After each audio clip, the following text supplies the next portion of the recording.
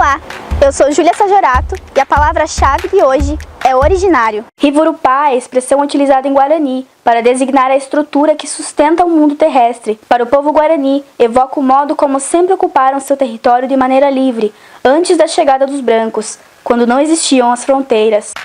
Mato Grosso do Sul, agrotóxicos despejados perto de aldeia Guarani Kaiowá levaram crianças e jovens ao hospital. Santa Catarina, decisão sobre a demarcação da TI Choclen e Ibirama-Laclanhô servirá de modelo para todas as outras demarcações de terras indígenas do país. Rio Grande do Sul, Procuradoria-Geral da República solicita urgência na suspensão da decisão que determinou a reintegração de posse da comunidade Carazinho. Brasília, volta de FUNAI e demarcações ao Ministério da Justiça é aprovada em comissão, mas ainda passará por 2 votações.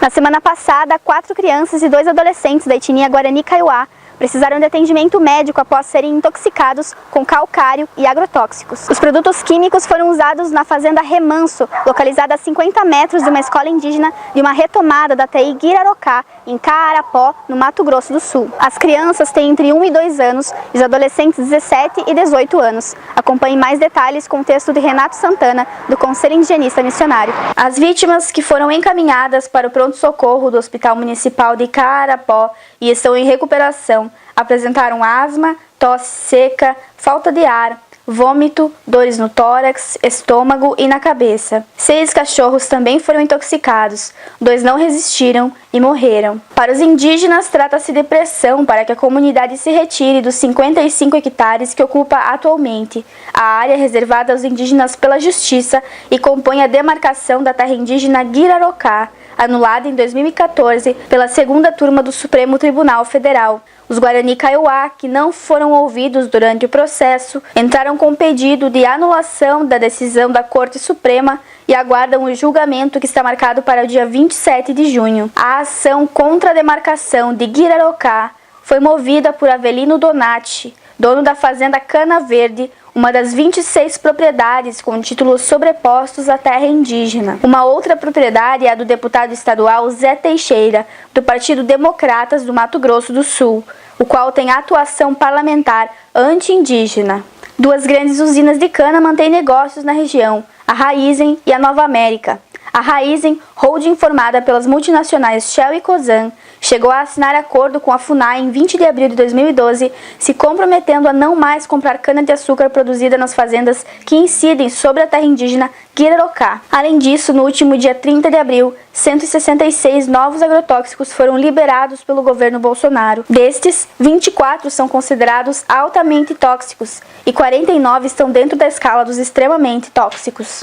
No dia 29 de abril, lideranças do povo Choclen de Santa Catarina participaram de uma audiência de conciliação realizada pelo ministro Edson Fachin no Supremo Tribunal Federal. A audiência buscou estabelecer diálogo entre as partes envolvidas na ACO 1100, em que agricultores e madeireiras questionam a demarcação da terra indígena Ibirama-Laclanhô. A área também sofre com reintegração de posse movida pela Fundação do Meio Ambiente de Santa Catarina, antecessora do IMA. Em decisão publicada em abril, o STF reconheceu por unanimidade a repercussão geral desse julgamento. Isso significa que a decisão tomada neste caso servirá de base para todos os processos de demarcação de terras indígenas no país.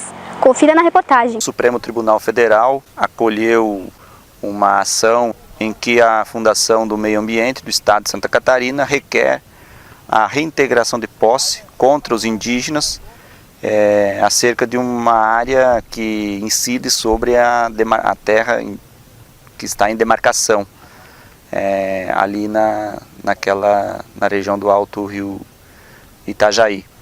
É uma ação que discute a posse, mas que o Supremo decidiu em síntese que, para decidir se concede a reintegração de posse ao órgão ambiental do Estado de Santa Catarina, o Supremo vai precisar decidir se essa terra em questão é indígena ou não é terra indígena. 2 teses estão em disputas nesse momento. A primeira é a tese relativa ao marco temporal da Constituição Federal de 1988, que estabelece que os índios, para terem direito a a demarcação de uma terra precisariam estar na posse desta terra no dia da promulgação da Constituição Federal no ano de 1988. Há, em outro sentido, o direito constitucional que estabelece que os povos têm direito originário sobre as terras, que é um direito vinculado ao indigenato, né? A regras e fundamentos da presença indígena anteriores, inclusive, ao próprio processo de colonização do país. Se eles decidirem por dessas duas teses, todas as demarcações de terras devem seguir, a partir desse julgamento, esta orientação. É um crime histórico, né?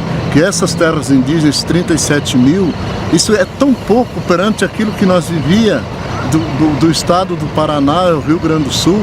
Então, os 37 mil é um pouquinho daquilo que nós sempre tivemos direito. E essa terra, para nós, foi paga com sangue, morte, foi matado os povos indígenas ali, para hoje nós ficar só com aquele pedacinho.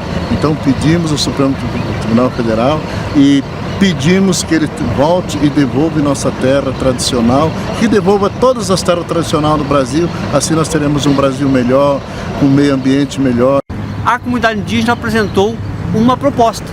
Ela inclui, primeiro, os direitos originários dos indígenas, consubstanciado no laudo antropológico, em perícia judicial, que demonstra, e demais documentos, né, que juntados pela comunidade indígena, com ampla bibliografia, que demonstra que aquela terra indígena é direito tradicional, é direito originário e o direito então prevalece sobre os demais direitos, né, ou as posses, eventuais posses sobre a terra indígena, que são nulas. Porém, a comunidade indígena, percebendo que havia naquela terra indígena muitas posses de pequenos agricultores que lutam pela subsistência, propôs o reassentamento dos agricultores ou também a indenização daqueles que não querem ser reassentados.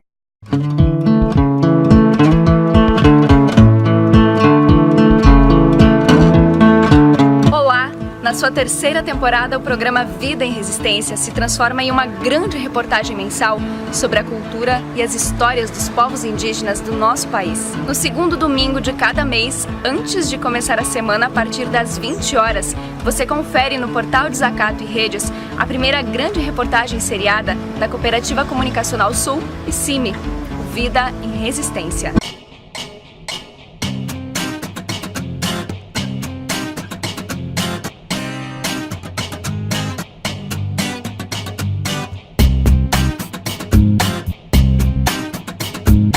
Na apresentação, Júlia Sajorato, uma produção da Cooperativa Comunicacional Sul e realização do Conselho Indigenista Missionário CIMI-Sul. Os verdadeiros donos da terra, o seu passado, o seu presente e a sua sabedoria para construir o futuro da humanidade. Vida em Resistência.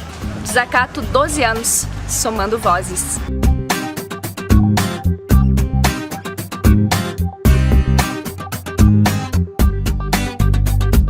Na semana passada, em reportagem aqui no JTT Indigenista, a comunidade da terra indígena Carazinho, no Rio Grande do Sul, trouxe a situação de reintegração de posse movida pelo município contra as famílias. A reportagem volta com a comunidade, que recebeu uma boa notícia no final da semana passada. No último dia 17 de maio, a Procuradora-Geral da República, Raquel Dodge, requereu à presidência do Supremo Tribunal Federal urgência na suspensão da decisão que determinou a reintegração de posse para a retirada das famílias da etnia Caingangue do Parque Municipal João Alberto Xavier da Cruz, nos arredores da cidade de Carazinho. Após tentativas de negociação entre o município e a FUNAI, nova medida liminar para a reintegração foi determinada em favor do município pela primeira Vara Federal de Carazinho, em 29 de janeiro, para a desocupação da área do parque no prazo de 30 dias corridos, sob pena de desocupação forçada. Após diversos agravos interpostos e a concessão de prorrogação em 30 dias, a Justiça determinou como 22 de maio a data limite para a retirada das famílias do parque. No pedido, Raquel Dodge também menciona os riscos de grave lesão à segurança pública de todos os envolvidos,